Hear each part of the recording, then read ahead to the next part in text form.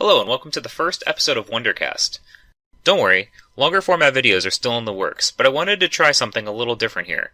Between balancing personal life, work, and then trying to work on these videos, including recording both audio and game footage, research, and editing, it can take a pretty long time from a video's conception to its completion. So I figured I would do something like a podcast-style video to bridge the gap between upcoming videos in the works. If you're new here to Wundervideo, my name is Matt, and I've only recently started to post videos on YouTube. It's been a long-standing vision of mine to do it, but it took a long learning process and just taking the time to sit down and do it. So, if you have any comments or suggestions, feel free to do so in the box below. I'm receptive to any criticism and want to grow this channel to the best it can be. So, with that being said, let's move on to our topic of the day, Star Wars spin-off films.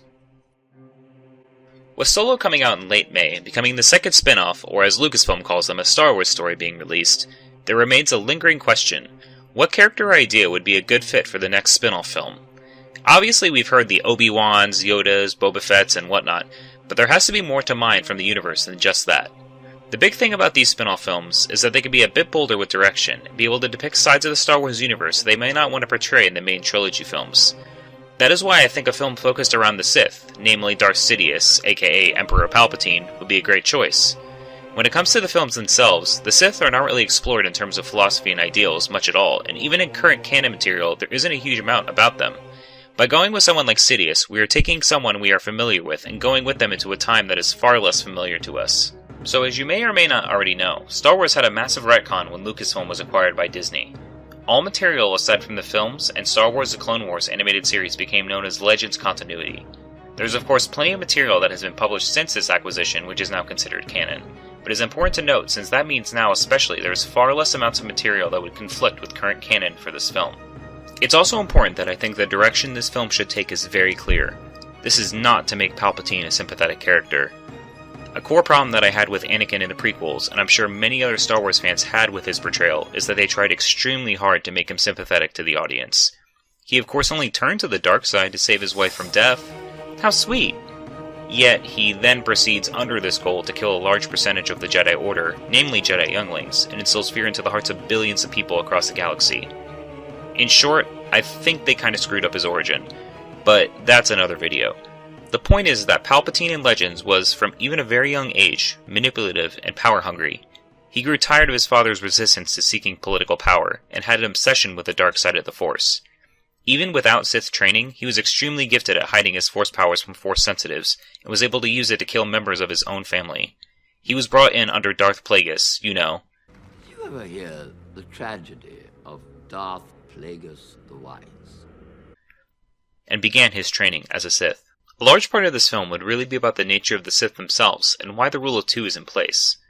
Through Sith holocrons, which are like the Star Wars editions of flash drives, you could explore characters like Darth Bane, and why he started the Rule of Two in the first place.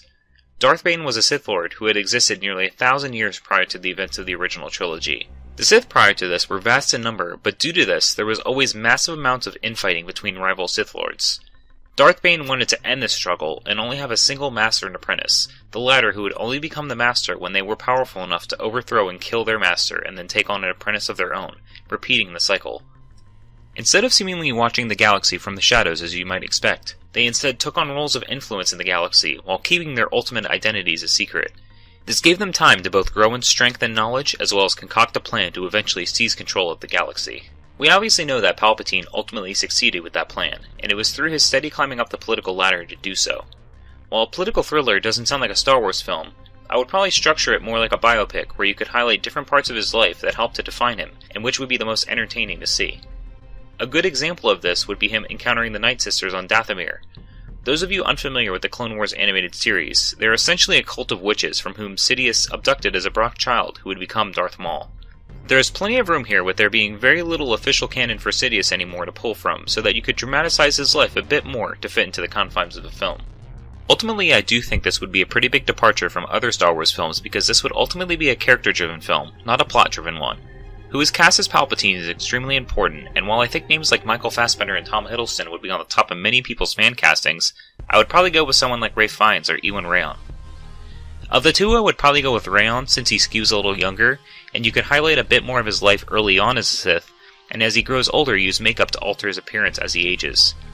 As his portrayal of Ramsay Bolton has shown us, he certainly has the evil, power-hungry, sadistic side down, yet I think he would also be able to pull off the facade of being a politician.